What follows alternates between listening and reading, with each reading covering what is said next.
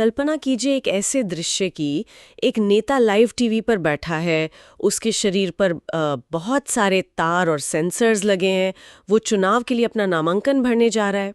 और उससे ठीक पहले उसे एक साइकोलॉजिकल लाई डिटेक्टर या कहीं की एम्पैथी टेस्ट से गुजरना पड़ रहा है। बिल्कुल, मशीन ये चेक कर रही है कि क्या उसके अंदर आम जनता के लिए सच में करुणा है या वो सिर्फ सत्ता का भूखा है। अगर उस मशीन ने उसके मन में कपट पकड़ लिया तो उसका पॉलिटिकल करियर शुरू होने से पहले ही हमेशा के लिए खत्म हो जाएगा। सही कहा। अब ये किसी फ्यूचर की साइंस फिक्शन या डिस्टोपियन फिल्म का सीन लग सकता है, लेकिन असल में ये शासन के भविष्य का एक बहुत ही सीरियस और रियल प्रस्ताव हो सकता है। आज की हमारी इस गहन चर्चा का विषय है नवभारत मॉडल और उसकी शासन संरचना। को जीरो से शुरू करने की बात करता है। हाँ, और हमारा मिशन आज ये समझना है कि अगर हम पॉलिटिक्स में से पॉलिटिकल पार्टीज को पूरी तरह हटा दें और उसकी जगह सिर्फ साइंस, लॉजिक और मेरिट को रख दें, तो एक देश का प्रशासन असल में कैसे काम करेगा। इस चर्चा की शुरुआत में ही ये क्लियर करना जरूरी है कि ये मॉडल हमारी मौजूदा राजनीतिक व्यवस्था में कोई छोटा मोटा सुधार या पैचवर्क करने का प्रस्ताव नहीं है। मतलब ये पूरे सिस्टम को ही बदल देने की बात कर रहा है। बिल्कुल, ये पूरी की पूरी इमारत को जड़ से उखाड़कर एक टेक्नोक्रेटिक और विशुद्ध योग्यता आधारित ढांचा खड़ा करने की बात करता है। ये इस सवाल पर टिका है कि क्या हम सरकार चलाने को पावर और पैसे के खेल से निकालकर एक प्रिसाइज एडमिनिस्ट्रेटिव साइंस में बदल सकते हैं। तो चलिए इस विचार की सबसे पहली और सबसे बड़ी शर्त से ही शुरू करते हैं, क्योंकि अगर हमें ये जानना है कि शासन में कौन आएगा, तो पहले ये समझना होगा कि वहां पहुंचेंगे कैसे। इस मॉडल में पॉलिटिकल पार्टीज पर पूरी तरह से बैन लगाने की बात कही गई है। जी हाँ, कोई पार्टी नहीं, कोई झंडा नहीं और कोई चुनाव चिन्ह नहीं। मतलब पूरी तरह से क्लीन स्लेट। पूंजीवाद यानी धन बल से चुनाव जीतना और वंशवाद यानी परिवार के नाम पर सत्ता पाना, इन दोनों को लीगली जड़ से खत्म करने का प्रस्ताव है। हर इंसान सिर्फ अपनी पर्सनल योग्यता के आधार पर इंडिपेंडेंट तरीके से चुनाव लड़ेगा, जिसे आपने क्रिकेट के उदाहरण से देखा होगा। हाँ। अगर मैं इसको किसी स्पोर्ट से जोड़ूं तो ये बिना किसी फ्रेंचाइज या बिना टीम के क्रिकेट खेलने जैसा हो गया। मैदान पर हर खिलाड़ी सिर्फ अपना इंडिविजुअल टैलेंट दिखा रहा है। सही कहा। लेकिन यहाँ मेरा एक बेसिक सवाल है, मौजूदा सिस्टम में पार्टीज एक फिल्टर का काम करती हैं। अगर कोई पार्टी टिकट ही नहीं बांटेगी तो कोई भी उठकर चुनाव लड़ने आ जाएगा। बिना पॉलिटिकल पार्टीज के एक जैसी आइडियोलॉजी वाले लोग एक साथ आकर कानून या पॉलिसीज बनाएंगे कैसे? क्या इससे हमारी संसद में पूरी तरह से केओस या अराजकता नहीं फैल जाएगी? ये बहुत ही नेचुरल और लॉजिकल सवाल है। हम पार्टीज को एक ऑर्गेनाइजेशन के रूप में देखने के इतने आदी हो चुके हैं कि उसके बिना पॉलिटिक्स की कल्पना करना भी मुश्किल लगता है। लेकिन इस नवभारत मॉडल का लॉजिक ये है कि पॉलिटिकल पार्टीज अक्सर जनता के प्रति जवाबदेही को पार्टी हाई कमांड के प्रति वफादारी में बदल देती हैं। ओह, यानी नेता का फोकस बदल जाता है। बिल्कुल। इसको ऐसे समझिए कि आज के टाइम में जब कोई पार्टी व्हिप जारी होता है तो एक एमपी या एमएलए को अपनी पार्टी के फैसले के फेवर में ही वोट देना पड़ता है, भले ही उसकी अपनी कॉन्शियंस या उसके इलाके की जनता उस फैसले के खिलाफ हो। मतलब उसे अपनी खुद की समझ को साइड में रखना पड़ता है। एग्जैक्टली। नव भारत मॉडल इसी मजबूरी को खत्म करता है। जब कोई पार्टी नहीं होगी तो कोई हाई कमांड नहीं होगा। पॉलिसीज पहले से तय किसी पार्टी लाइन के आधार पर नहीं बनेंगी, बल्कि उस पर्टिकुलर मुद्दे के मेरिट्स और डीमेरिट्स के आधार पर बनेंगी। तो हर नेता को हर कानून पर अपना खुद का दिमाग लगाना होगा। हर रिप्रेजेंटेटिव को नए सिरे से सपोर्ट जुटाना होगा। इस मॉडल का मानना है कि इससे संसद में कियोस नहीं आएगा, बल्कि असली और इंडिपेंडेंट डिबेट्स शुरू होंगी। और जहां तक पैसे और गुंडागर्दी की बात है, वो अपने आप इसलिए खत्म हो जाएगी क्योंकि कैंडिडेट के पीछे किसी बड़ी पार्टी का पैसा नहीं होगा, उसे सिर्फ अपनी पर्सनल इमेज के दम पर जीतना होगा। ओके, तो अगर हम ये मान लें कि पार्टीज को हटा दिया गया, तो अगला बड़ा सवाल ये आता है कि चुनाव लड़ने के लायक कौन है, ये तय कैसे होगा? और यहीं पर इस दस्तावेज का दूसरा हिस्सा सामने आता है, जो एडमिनिस्ट्रेटर्स के लिए क्वालिफिकेशंस तय करता है। और ये क्वालिफिकेशंस काफी स्ट्रिक्ट हैं। हाँ, ईमानदारी से कहूं तो ये शर्तें इतनी सख्त हैं कि अच्छे घबरा जाएं। सबसे पहले उम्र की सीमा देखिए, 25 से 55 साल। 55वें जन्मदिन के दिन ही हर नेता का कंपल्सरी रिटायरमेंट हो जाएगा। ये एक बहुत बड़ा शिफ्ट है। और एजुकेशन की शर्तें तो और भी इंटरेस्टिंग है। एक वार्ड मेंबर के लिए कम से कम 10वीं 12वीं या डिग्री होनी चाहिए। एमएलए और एमपी के लिए डिग्री अनिवार्य है। और सबसे चौंकाने वाली बात, जो स्पेशल मिनिस्ट्रीज हैं जैसे हेल्थ, फाइनेंस या लॉ, वहां मंत्री बनने के लिए उस सब्जेक्ट में पीएचडी का होना जरूरी है। इस पर लोग काफी आश्चर्यचकित होते हैं। लेकिन यहाँ मेरा एक स्ट्रॉन्ग पुशबैक है। 55 साल की उम्र में तो दुनिया भर में नेता अपने करियर के पीक पर होते हैं। क्या इतनी जल्दी उन्हें रिटायर करके हम उनके डेकेड्स के एक्सपीरियंस को वेस्ट नहीं कर रहे हैं? देखिए, ये एक बहुत ही डीप पॉइंट है जिस पर इस मॉडल ने एक बिल्कुल अलग नजरिया पेश किया है। ये मॉडल एक्सपीरियंस और कॉग्निटिव एजिलिटी, यानी नई चीजों को तेजी से सीखने की क्षमता, इन दोनों के बीच एक बहुत साफ लाइन खींचता है। कॉग्निटिव एजिलिटी थोड़ा एक्सप्लेन करेंगे? हाँ, मतलब साइंटिफिक नजरिए से देखें तो उम्र के साथ ब्रेन की न्यूरोप्लास्टिसिटी कम होने लगती है, यानी पुरानी सोच को छोड़कर नए आइडियाज को अपनाने की क्षमता थोड़ी स्लो हो जाती है। अच्छा। आज दुनिया भर में हम देखते हैं कि 70 या 80 साल के नेता देश चला रहे हैं। वो शायद आर्टिफिशियल इंटेलिजेंस या क्लाइमेट चेंज जैसी आज की कॉम्प्लेक्स चैलेंजेस को उस स्पीड से ना समझ पाए जिसकी जरूरत है। 55 साल की स्ट्रिक्ट लिमिट सिर्फ एक नंबर नहीं है, ये एक लीगल मैकेनिज्म है जो पावर के ट्रांसफर को कंपलसरी बनाता है। मतलब नई जनरेशन को मौका देना जरूरी बन जाता है? बिल्कुल, ये पुरानी जनरेशन को सत्ता पर कब्जा जमाए रखने से रोकता है और इंश्योर करता है कि पॉलिसीज हमेशा आधुनिक दौर की एनर्जी और नॉलेज के साथ बने। Make sense. और वो पीएचडी वाली शर्त, मतलब फाइनेंस मिनिस्टर बनने के लिए इकोनॉमिक्स में पीएचडी चाहिए, ये तो नेताओं को हटाकर पूरी तरह से सब्जेक्ट एक्सपर्ट्स को कुर्सी पर बिठाने वाली बात हो गई। हाँ, और इसके पीछे का लॉजिक बहुत क्लियर है। कल्पना कीजिए कि देश में कोई भयानक महामारी फैली है। इस मॉडल का मानना है कि उस वक्त हेल्थ मिनिस्ट्री किसी ऐसे व्यक्ति के हाथ में नहीं होनी चाहिए जिसकी सबसे बड़ी योग्यता सिर्फ चुनाव जीतना हो। वहां तो एक्सपर्ट ही चाहिए। एग्जैक्टली। एक पैंडेमिक से निपटने के लिए आपको उस सब्जेक्ट का डीप टेक्निकल नॉलेज चाहिए। एक डॉक्टर या एपिडेमियोलॉजिस्ट ही मेडिसिन की सप्लाई चेन और वायरस के साइंस को तुरंत समझ सकता है। इसी तरह इकोनॉमी को रिसेशन से निकालने के लिए सिर्फ पॉलिटिकल समझ काफी नहीं होती। ये लॉजिक अपूचेगा सच में बहुत स्ट्रांग लग रहा है। लेकिन रुकिए, एजुकेशन और एज से भी ज्यादा हैरान करने वाली एक और शर्त थी जिसका मैंने शुरुआत में जिक्र किया था।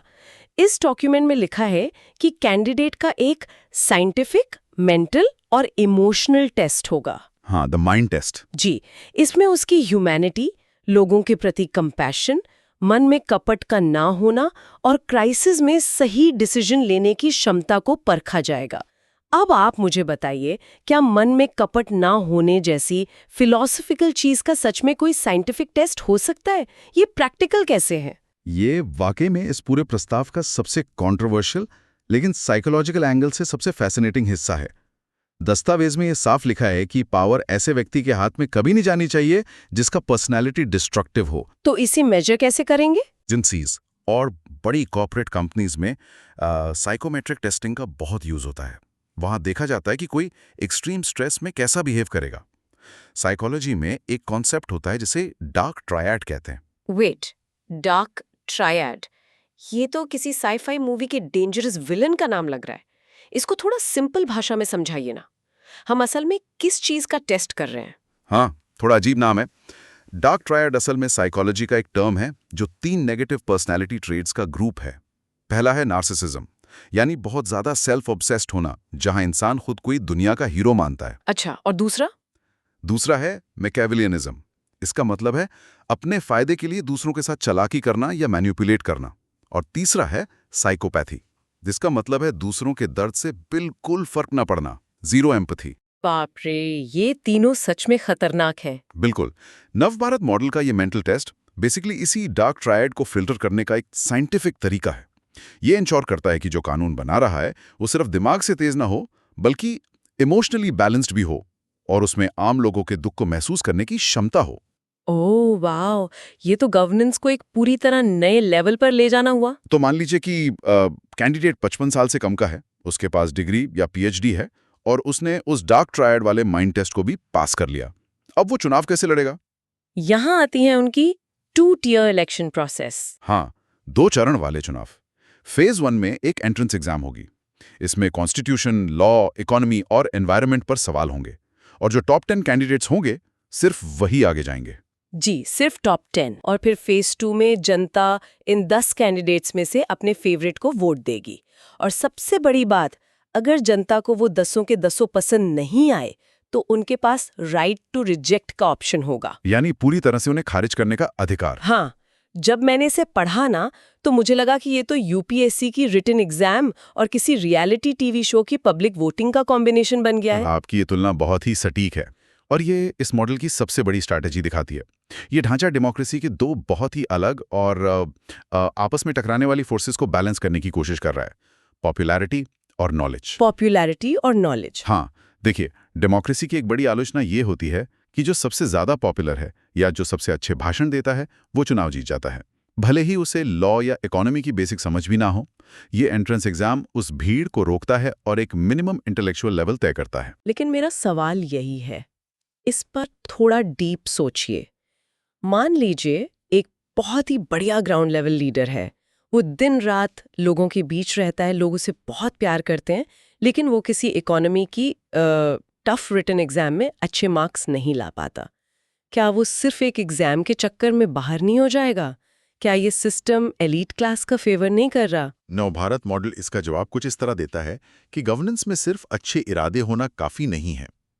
एक ग्राउंड लीडर एक शानदार सोशल वर्कर हो सकता है, लेकिन अगर उसे संसद में बैठकर देश के लिए कानून बनाना है तो उसे सिस्टम, कॉन्स्टिट्यूशन और इकोनॉमिक इम्पैक्ट्स की समझ होनी ही चाहिए। तो उनके हिसाब से कंपैशन और इंटेलेक्ट दोनों चाहिए। बिल्कुल।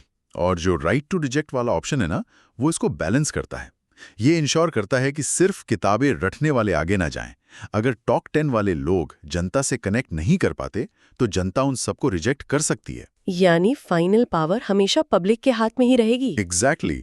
सिस्टम को नए कैंडिडेट ढूंढने होंगे जब तक जनता हाँ ना कहे। चलिए मान लेते हैं कि इलेक्शंस हो गए और कोई एक कैंडिडेट जीत गया। अब सरकार कैसे चलेगी? एडमिनिस्ट्रेटिव स्ट्रक्चर के बारे में जो बताया गया है वो सच में दिमाग घुमाने वाला है। इसमें एकल प्रभार प्रणाली यानी सिंगल पोर्टफोलियो की बात की गई है। हाँ, एक इंसान सिर्फ एक डिपार्टमेंट संभालेगा। और जो पीएम या सीएम होंगे वो कोई डिपार्टमेंट नहीं संभालेंगे, उनका काम सिर्फ कोऑर्डिनेट करना होगा।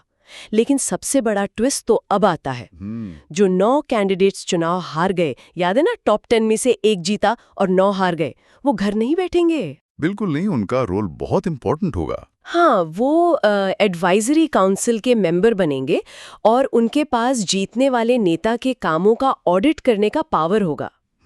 ये तो ऐसा लग रहा है जैसे किसी कंपनी के सीईओ को वो लोग ऑडिट कर रहे हैं जिन्होंने सेम जॉब के लिए इंटरव्यू दिया था और हार गए थे।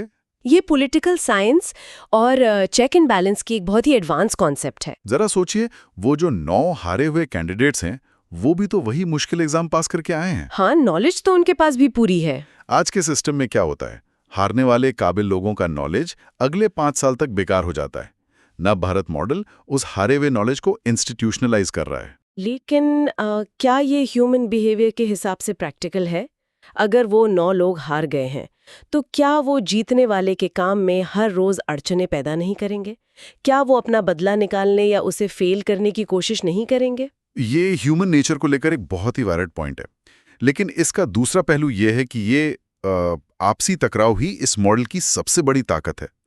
जीतने वाला कभी भी तानाशाह नहीं बन पाएगा, क्योंकि उसे पता है कि 9 लोग उसे देख रहे हैं। हाँ, उसे हर पल पता होगा कि 9 हाईली क्वालिफाइड लोग उसकी कुर्सी पर नजर गड़ाए बैठे हैं और उसकी फाइल्स चेक कर रहे हैं। उसे अपने फैसले सिर्फ अपनी मर्जी से नहीं बल्कि सॉलिड फैक्ट्स और डेटा पर लेने होंगे। बहुत खूब। अब बात करते हैं कि इस पूरी नई व्यवस्था का एक आम नागरिक की लाइफ पर क्या डायरेक्ट असर पड़ेगा। इस मॉडल में डायरेक्ट एक्शन और सिटीजन कंट्रोल पर बहुत जोर दिया गया है। नेताओं को सिर्फ भाषण नहीं देने हैं बल्कि एविडेंस बेस्ड गवर्नेंस देनी है। हाँ, ग्राउंड लेवल पर जाकर खुद इंस्पेक्शन करना होगा। और इसके लिए एक ऑफिशियल मोबाइल ऐप और सिटीजन पोर्टल होगा जहां पब्लिक डायरेक्टली अपने नेता से रियल टाइम चैट कर सकेगी। और जिनको इंटरनेट नहीं चलाना आता उनके लिए 24/7 टोल फ्री नंबर होंगे। पहले ही साल में 5 साल के टारगेट बताने होंगे और एनुअल रिपोर्ट कार्ड देना होगा। ये पूरी तरह से ट्रांसपेरेंसी की तरफ एक बड़ा कदम है। पर यार, ये तो सरकार को किसी फूड डिलीवरी या कस्टमर सर्विस ऐप में बदलने जैसा लग रहा है। लेकिन क्या लाखों की आबादी वाले इलाके में एक नेता के लिए हर सिटीजन से रियल टाइम चैट करना प्रैक्टिकल है? प्रैक्टिकल लेवल पर इसके लिए एक बहुत मैसिव टेक इंफ्रास्ट्रक्चर और आर्टिफिशियल इंटेलिजेंस की जरूरत पड़ेगी, जो लाखों कंप्लेंट्स को फिल्टर करके नेता तक पहुंचा सके। लेकिन मुख्य बात वो फिलॉसफी है जो इस टेक्निक के पीछे है। यानी सिस्टम को एक्सेसिबल बनाना। बिल्कुल। आजकल नेता इलेक्शन में आते हैं और फिर 5 साल के लिए वीआईपी बनकर गायब हो जाते हैं। ये प्लेटफॉर्म उस वीआईपी कल्चर को खत्म करके उन्हें एक जवाबदेह एम्प्लॉय में बदल देता है। और एविडेंस बेस्ड का मतलब है कि अगर उन्होंने 100 सड़कें बनाई हैं तो उन सब की जीपीएस लोकेशन और फोटोज ऐप पर होनी चाहिए। हाँ, सिर्फ हवाई बातें नहीं चलेंगी। और अगर इतने डेटा और ऑडिट के बाद भी कोई करप्शन करता है तो उसकी सजा बहुत स्ट्रिक्ट है। प्रॉपर्टी का पब्लिक ऑडिट हर साल होगा, और अगर ऐप के जरिए लोग कंप्लेंट करते हैं तो राइट टू रिकॉल लग सकता है। जी, लोग उन्हें बीच में ही हटा सकते हैं। और अगर करप्शन प्रूव हो गया तो तुरंत नौकरी से निकाल देंगे। जितना पैसा खाया है उसका डबल फाइन लगेगा, जेल होगी, और आगे लाइफ में कभी चुनाव नहीं लड़ पाएंगे। ये तो किसी को इकोनॉमिकली और सोशली पूरी तरह खत्म करने जैसा है। हाँ, ये सजा जानबूझकर इतनी कड़ी रखी गई है। ये उस बेसिक प्रिंसिपल से मैच करता है कि पब्लिक ऑफिस एक सेवा है, प्रॉफिट कमाने का जरिया नहीं। जब सिस्टम इतना ट्रांसपेरेंट और टेक ड्रिवन होगा तो करप्शन का कोई बहाना बचेगा ही नहीं। यानी एक तरह का फियर पैदा करना। बिल्कुल, जिसे डिटरेंस कहते हैं। इसका मकसद करप्शन को एक लो रिस्क काम से बदलकर एक ऐसे काम में बदलना है जहां इंसान का सब कुछ खत्म होना तय हो। लेकिन यही मुझे टेक्नोलॉजी को लेके एक बड़ा डर लगता है। क्या ये ऐप के जरिए राइट टू रिकॉल बहुत डेंजरस नहीं हो सकता? आज के टाइम में जहां ऑनलाइन ट्रोल्स, डीप फेक्स और फेक न्यूज़ का इतना बोलबाला है, वहां तो कोई भी विरोधी इस फीचर का मिसयूज कर सकता है। ये एक बहुत ही वैलिड कंसर्न है। लोग झूठी कंप्लेंट्स करके किसी ईमानदार नेता को हटा सकते हैं। ऐसे में तो नेता हमेशा एक तरह के ब्लैकमेल या डर में जिएगा। हम टेक पे इतना अंधा भरोसा कैसे कर सकते हैं? ये सच में एक बड़ा आइडियोलॉजिकल कॉन्ट्रडिक्शन है। इतनी हाई लेवल की अकाउंटेबिलिटी तभी काम करेगी जब कंप्लेंट्स की जांच करने वाली एजेंसी भी पूरी तरह से इंडिपेंडेंट और अनबायस्ड हो। अगर इन्वेस्टिगेशन एजेंसी न्यूट्रल नहीं है तो ये टूल असल में मॉब जस्टिस या भीड़ के न्याय का हथियार बन जाएगा। हाँ, फिर तो कियोस ही कियोस होगा। हाँ, हालांकि इस मॉडल की कल्पना में हर फाइल का डिजिटल रिकॉर्ड मौजूद है, तो झूठे आरोप टिकना मुश्किल होगा। फिर भी टेक्नोलॉजी और इंसानी फितरत के बीच का ये कॉन्फ्लिक्ट ग्राउंड लेवल पर उतारना बहुत कॉम्प्लेक्स होगा। तो अगर हम इस पूरी चर्चा को रैप अप करें तो ये क्लियर है कि नवभारत मॉडल सिर्फ एक पॉलिटिकल आइडिया नहीं है। ये गवर्नेंस को एक एब्सोल्यूट साइंस में बदलने का एक बहुत ही बोल्ड खाका है। बिल्कुल।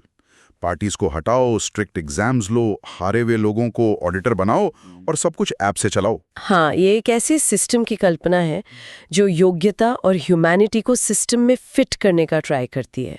हालांकि इन सोर्सेज और डॉक्यूमेंट्स में जो बताया गया है, हमने उसका सिर्फ एक न्यूट्रल एनालिसिस किया है। जी, हमारा मकसद इस मॉडल को प्रमोट करना नहीं बल्कि इसके आइडियाज को डीपली समझना था। लेकिन इस एनालिसिस को खत्म करने से पहले मैं एक फाइनल पॉइंट छोड़ना चाहती हूँ।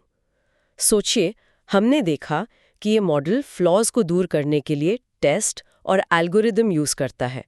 लेकिन अगर हम इंसान की हर कमजोरी को ठीक करने के लिए पूरी सरकार को मैथ्स के फॉर्मूलाज, स्ट्रिक्ट एप्स और रिजिड रूल्स में पूरी तरह बांध दें, तो क्या उसमें उस इमोशनल, थोड़े अनसर्टन लेकिन बहुत ही ह्यूमन नेचर के लिए कोई जगह बचेगी?